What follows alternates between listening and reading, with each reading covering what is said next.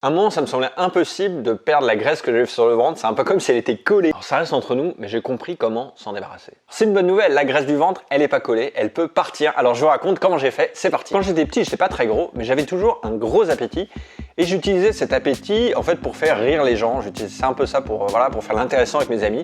Donc, j'étais toujours le mec qui faisait des concours de bouffe. Et donc, j'ai plusieurs records à mon actif, notamment 50 sushis. Effectivement, j'ai aussi mangé 8 Big Macs, ça m'a fait beaucoup rire mes amis. Et sans me rendre compte, cette habitude de trop manger, d'aller au-delà de mon appétit, au bout d'un moment, ça commence à me coûter cher. En gros, jusqu'à 20 ans, j'avais pas de problème. Mais quand la croissance a arrêté, là, j'ai commencé à prendre du gras et j'ai surtout pris du gras autour du ventre. Ça me posait pas tellement de problème. Et puis un jour, je suis monté sur la balance. Et là, c'était le choc. En fait, quand j'avais 18 ans, je pesais 68 kilos. Et à 25 ans, donc 7 ans après, j'en pesais 90.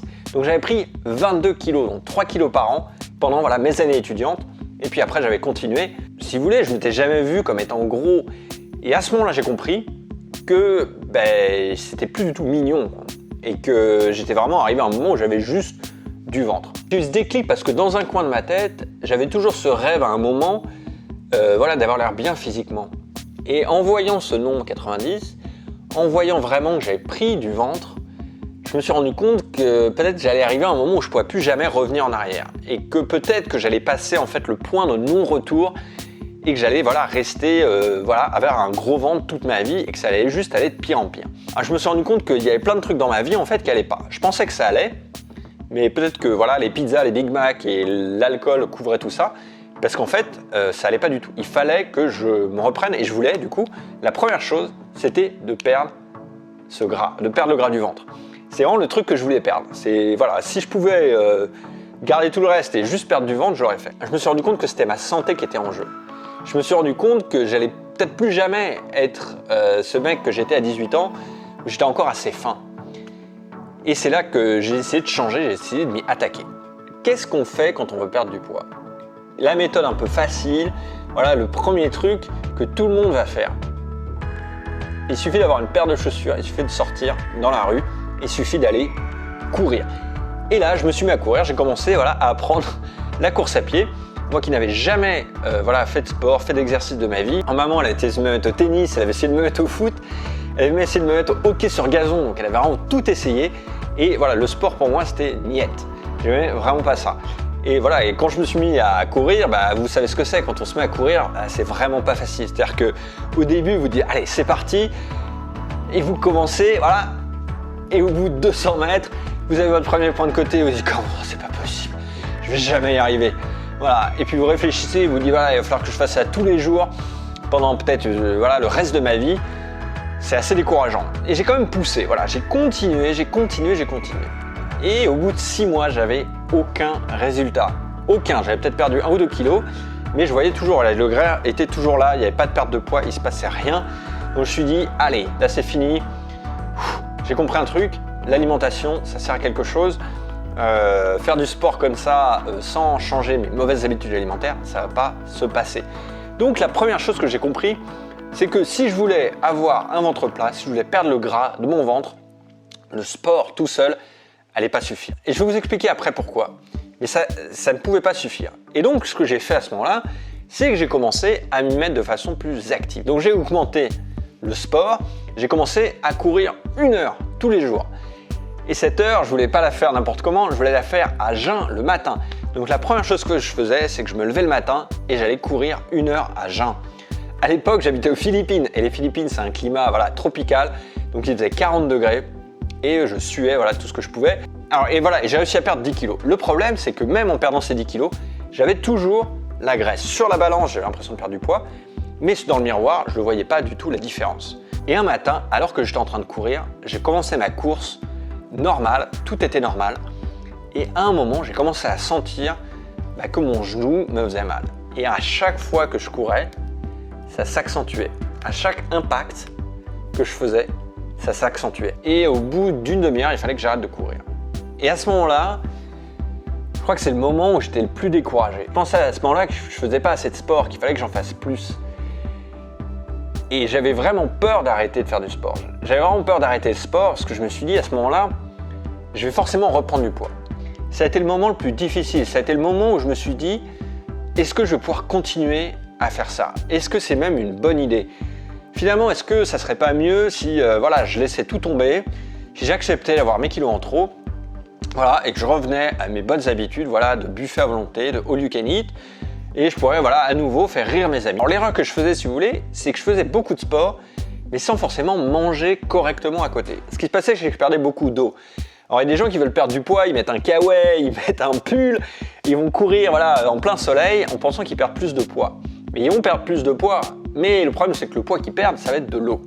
Et moi c'est un peu pareil, j'allais courir dans un pays tropical, je récupérais pas assez à côté.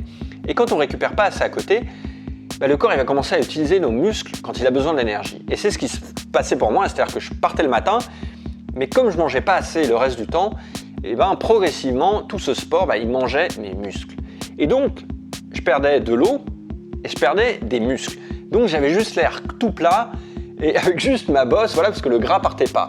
Donc j'étais juste un peu plus maigre, mais plus en mode mal nourri, avec du gras. Et ça, voilà, ça marchait pas du tout. Et au moment où je me suis blessé, j'étais découragé parce que j'avais pas la solution. Je pensais qu'il fallait faire plus de sport et je pouvais pas. Alors je commence à me laisser aller un peu. Et puis à un moment, ça commence à me travailler. Je me dis quand même, j'ai quand même tout fait. Je vois des gens qui arrivent à changer. Voilà, il y a des gens qui arrivent vraiment à avoir des transformations incroyables. Et je me suis dit, mais c'est quoi le secret? Qu'est-ce qui a bloqué? Pourquoi est-ce que moi, ça marchait pas? Puis là, j'ai le déclic. J'ai compris que le problème que j'avais, en fait, c'était un problème de métabolisme. Alors, je parle souvent de métabolisme. Le métabolisme, c'est la vitesse à laquelle vous brûlez de l'énergie. Donc, plus vous brûlez vite, plus vous avez un métabolisme rapide et plus vous allez perdre du gras, en fait, facilement. Et en fait, en mangeant rien, on réduit son métabolisme. Quand on fait un régime un peu extrême. Et c'est ce que je faisais, en fait. Quand on fait beaucoup de sport aussi, pareil, on peut réduire son métabolisme en faisant trop de sport. Après ces mois d'efforts à rien manger, j'avais un peu le métabolisme d'une boule. Alors le truc que j'ai vraiment compris ce jour-là, c'est qu'il ne suffit pas de perdre du poids pour être mince. Il ne suffit pas de rien manger pour que les abdos apparaissent. Il ne suffit pas de faire des heures et des heures de sport pour brûler la graisse du ventre. C'est pas comme ça que ça marche. Si vous faites trop d'efforts d'un coup, si vous faites trop de restrictions, le corps il va réduire son métabolisme. Quand le métabolisme est bas, on n'arrive plus à perdre du poids. Quand on force trop, et ça vous peut-être déjà arrivé si vous avez fait des régimes un peu restrictifs, à un moment il n'y a plus de perte de poids, ça ne marche plus. J'en parle dans mon autre vidéo sur le plateau. Alors c'est à ce moment que j'ai découvert plusieurs trucs. La première chose, ça a été que en travaillant ses muscles, on peut augmenter son métabolisme. Donc je me suis mis à faire de la musculation, ça m'a permis d'avoir de meilleures formes et en plus d'accélérer mon métabolisme. La deuxième chose, c'était de garder un apport calorique qui est suffisant, c'est-à-dire qu'il ne faut pas trop descendre. Donc moi, mon demi-sandwich et ma carotte, fini.